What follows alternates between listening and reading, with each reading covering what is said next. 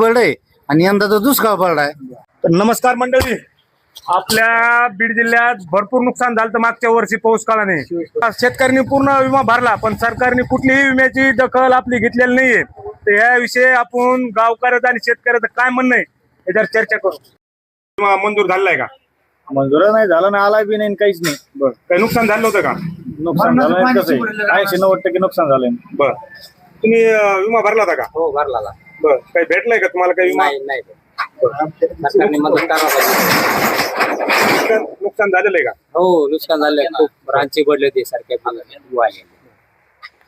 विमा भेटलाय का आपल्याला? काय आता विमा भेटलाय? गेल्या वेळेस मुख्यमंत्र्यांनी सांगितलं की शेतकऱ्यांनी विमा भरून घ्या आणि विमा भरून घेतला. इतकं अतिवृष्टी झाली, काय मिळालं होतं? वाहून गेले, खरडून गेलेले जमिनीची भरपाई देऊ म्हणले होते, काय भरपाई दिली नाही अजून.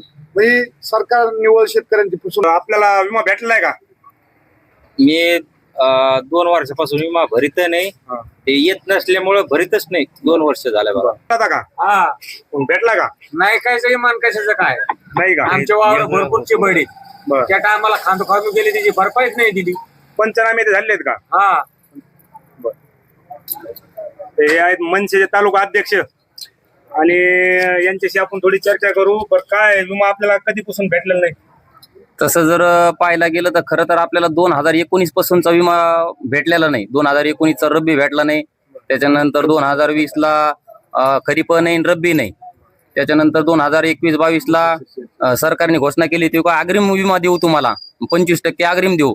ते 25% कुठं दिला कुठं नाही दिला, आणि 75%चा तर गायबच केला. त्याच्यानंतर 25-26चा विमा तर अजून दिलाच नाही. आणि एक पहा तुम्ही, 2025ला एवढी अतिवृष्टी झाली, जमीन खरडून वाहून गेली शेतकऱ्याची, पण सरकारने अजूनही विमा दिला नाही.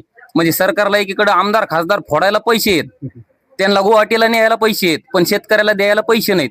म्हणजे हे लबाडाचं सरकार आहे आणि यांना फक्त आमदार खासदार फोडायचं पडलंय, पण शेतकऱ्याचं काहीच पडलेलं नाही.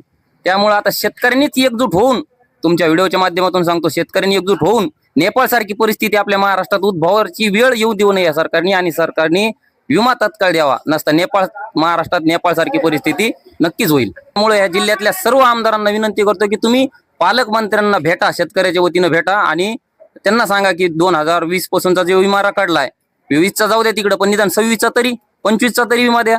एवढाच चिबड आहे, गेल्या वर्षी चिबड आहे आणि यंदाचा दुष्काळ पडलाय. पाऊसच आहे ना, 7 जून झालाय, 8 जून झालाय, 25 जून झालाय, तरी पाऊस नाही.